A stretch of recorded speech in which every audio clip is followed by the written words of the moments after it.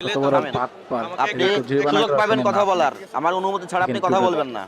যে এক বস্তা রূপচাঁদের চাল যদি আমি নেই 40 কেজি, তাহলে আমাকে এক কার্টুন তেল কোম্পানি আমাদের দিছে চাউল ধরাইছে, কোম্পানি সরাসরি কোম্পানি, আমরা তো ডিলার।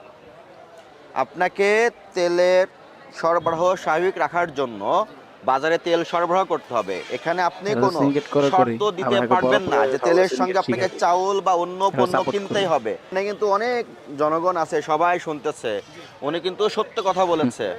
আপনি এই দোষ স্বীকার করেন? হ্যাঁ, আমি স্বীকার করি। দোষ স্বীকার করেন, আমি স্বীকার করব না কেন? তাহলে ভবিষ্যতে এটা করা যাবে না। করা যাবে না। আপনাকে এই অপরাধে ভোক্তাধিকার সংরক্ষণ আইনের 45 ধারা মোতাবেক 20,000 টাকা আর্থিক জরিমানা করা হলো। এত কম জরিমানা করা কোনো লাভ নেই। এবং ওনাকে তেল দিবেন, তেলের সঙ্গে এখনই পাকা রসিদ দিবেন। ঠিক আছে, তেল নাই, গোডাউনে তেল আছে। আপনার গোডাউন কোথায়?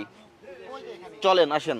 আপনি আপনাকে তো পাঠানো হয়েছিল হ্যাঁ এই দোকানে, যখন আপনি ওনার কাছে এসে তেল চেয়েছেন উনি কি বলেছে? উনি বলছে তেল নাই। তেলগুলো সব নিয়ে দোকানে ডিসপ্লে করেন। আপনি যে তেল গোপন জায়গায় স্টক করে রেখেছেন এটা অপরাধ হয়েছে, এবং কাস্টমারদেরকে আপনি যখন তারা এসেছে বলেছেন তেল নাই, মানে আপনার উদ্দেশ্য ছিল কৃত্রিম সংকট তৈরি করা। কে দেখবে? প্রসিকিউশন দেন ওনার 45 ধারায় আপনাকে 10,000 টাকা জরিমানা করা হলো।